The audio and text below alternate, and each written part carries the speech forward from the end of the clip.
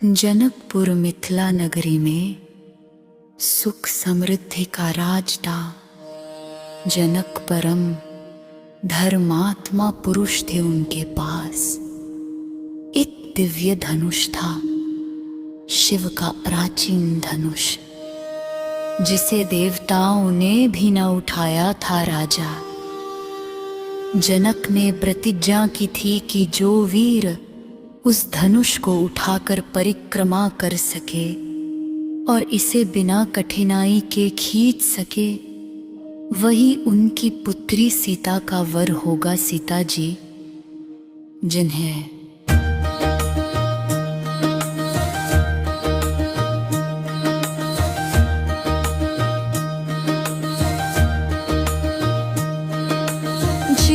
जनक जी भूमि से प्राप्त कर पाले थे, अत्यंत सुंदर पतिव्रता और विद्वान कन्या थी।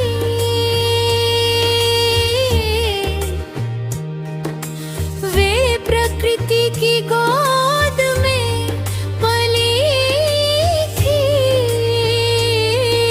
स्वयंवर का समाचार चारों ओर फैल गया।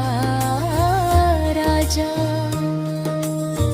दशरथ के पुत्र राम, लक्ष्मण, भरत, शत्रुघ्न भीरुष विश्वामित्र के साथ वन से लौटते हुए जनकपुर पहुंचे। विश्वामित्र जी ने जनक जी से कहा, हे राजन, ये राम लक्ष्मण परम धीर वीर हैं, उन्हें स्वयंवर में भाग लेने दो। स्वयंवर मंडप की शोभा।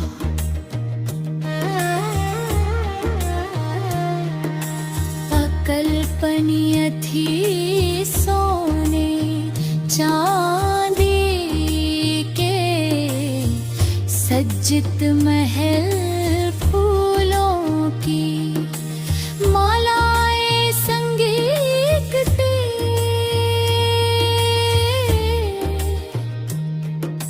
ध्वनियां राजकुमारों का समूह आया।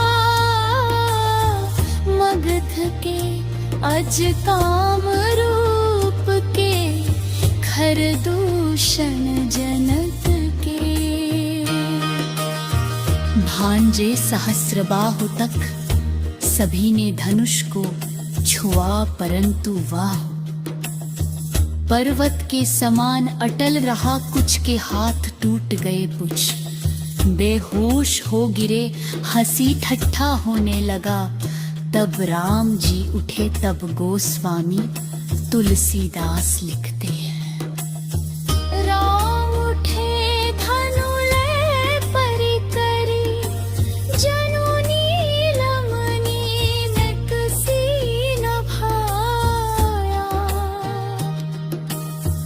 राम जी ने विश्वामित्र की आज्ञा ली, हंसते हुए धनुष उठाया मानो खिलौना। परिक्रमा की, फिर धनुष पर तार चढ़ाया, खींचाव में धनुष भंग हो गया। मंडप काम उठा, आकाश में देवताओं के गान गूंजे। धनुष भंग होते ही भूकंप आया, आकाश मेघाच्छन्न हो गया। तब परशुराम जी भी प्रकट हुए, क्रोधित हो धनुष भंग पर शाप देने का उठक राम जी ने शांत स्वर में उन्हें अंतर मन में कहा,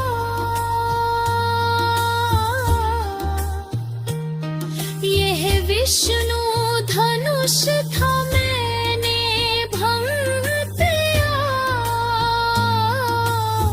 क्योंकि मैं ऋषि